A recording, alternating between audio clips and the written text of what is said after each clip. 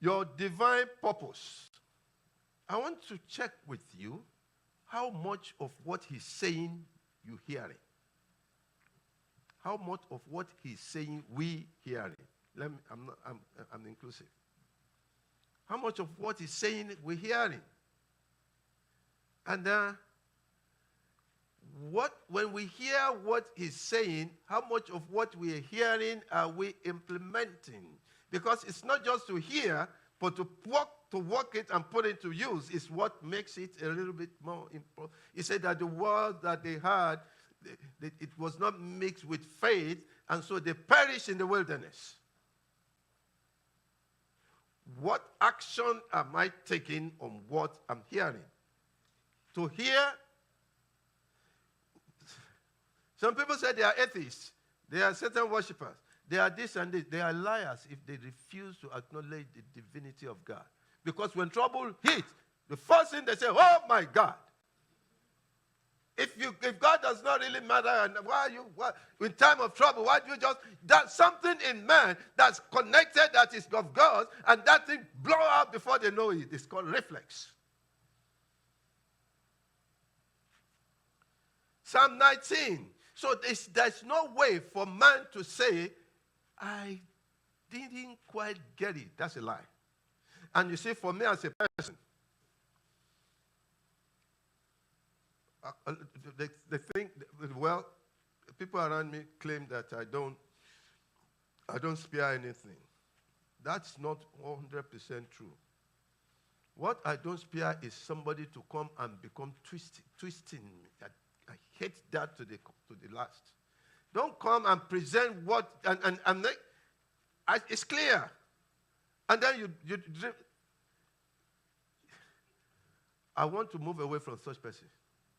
Because I don't want to, that can get me quickly.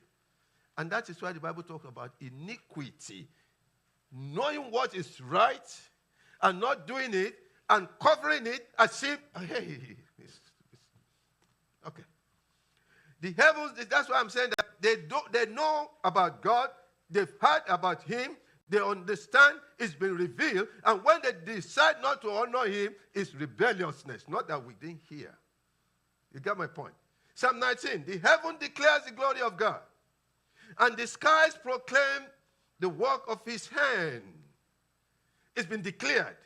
His glory. The work of his hand. It's been displayed. Now, day after day, pour forth speech. Night after night, they reveal knowledge. What is revelation? God expressing himself to man. It makes man to be able to come to grasp of what God is giving him. It's revealed, makes known. So how come you don't know? How come I don't know? It's been revealed. And let me talk about revelation for a minute. Let me just go through to revelation. The knowledge about God through, God through, no. I'm trying to pick it from the minute a couple of places.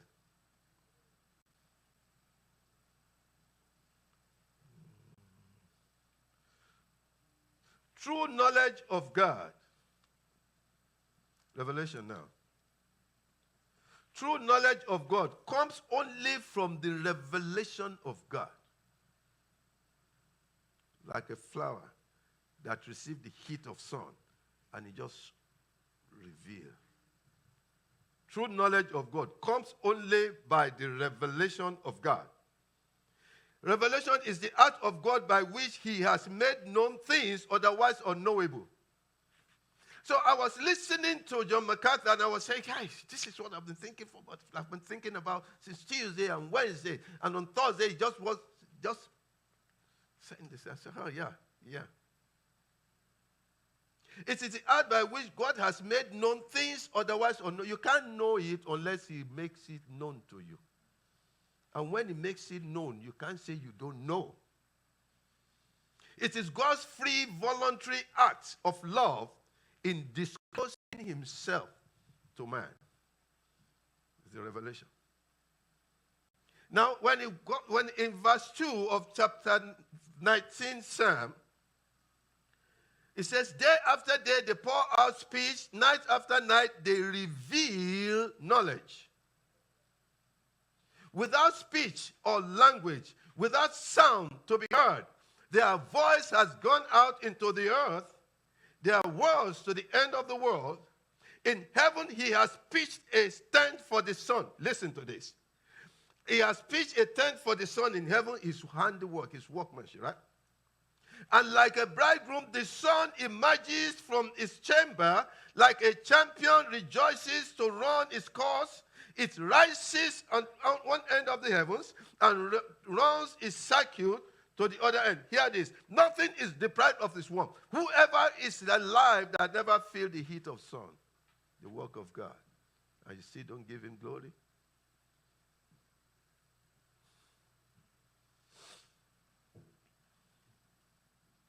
I want to go to Romans 1, verse 19.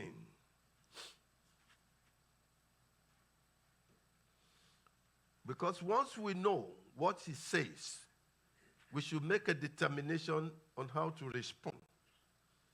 Romans 1, for what may be known about God is plain. Verse 19. It's plain. Because God has made it plain to them. For since the creation of the world, God's invisible qualities, his eternal power and divine nature have been clearly seen, being understood from his workmanship, so that men are without excuses. It's already plain. You see, it's one thing for you to send a signal. It's another thing for them to miss the signal. But when the signal is targeted towards you and it comes, and like a bright light shone on you, and you can't miss it. You cannot miss it. It said that they have no excuse as to whether you know him or not, in his power, in his might, in his divinity, in his creativity. You can't say you don't know him. I'm still going to take another step to pin this down more. He said, for although they knew God, they neither glorified him as God, nor give thanks to him. But we became futile in our thinking and darkened in our foolish hearts. So although we claim to be wise, we become fools and exchange the glory of immortal God for images of mortal men, and birds and animals and reptiles. Therefore God gave them over to the desires of their heart and to impurity of the dishonoring of their bodies with one another. Now, it's saying that when we refuse to acknowledge God for who he is, and instead we turn attention to modern things, and we never get, I say, well, let you go, I'll give you the desire of your heart, which is nothing but darkening the heart and seal the conscience.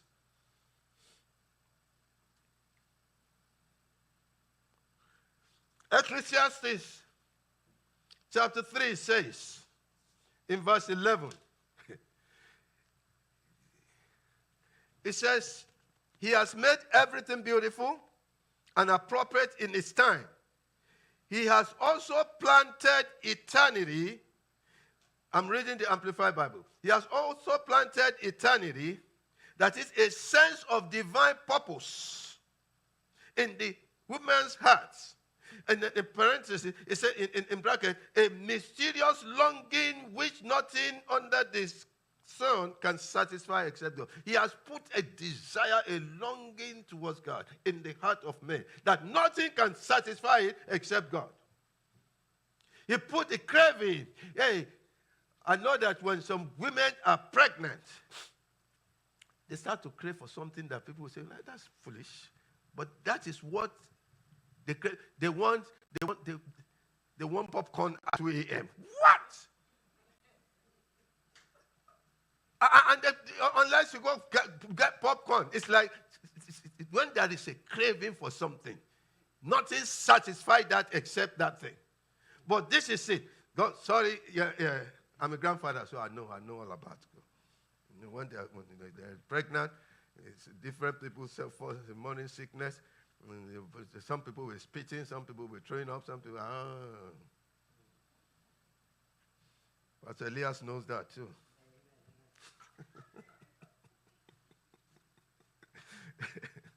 Okay, so it says, he has made everything beautiful and appropriate in its time. He has also planted eternity, that is a sense of divine purpose. You cannot be working not knowing what your purpose is in God. It's been revealed to you. Okay? And then it put that divine purpose in humans' hearts, which is a mysterious longing which nothing under the sun can satisfy except God. Nothing can satisfy a pregnant woman's desire for one specific thing except that they get that thing. It's a craving. It's a longing. It must be met. Okay? Now, yet, man cannot find out. We cannot comprehend. We cannot come to grasp what God has done. That is his overall plan. Yet, man cannot find out what God has done from the beginning to the end. He has said it. I know that there is nothing better for them than to rejoice and do good while they live.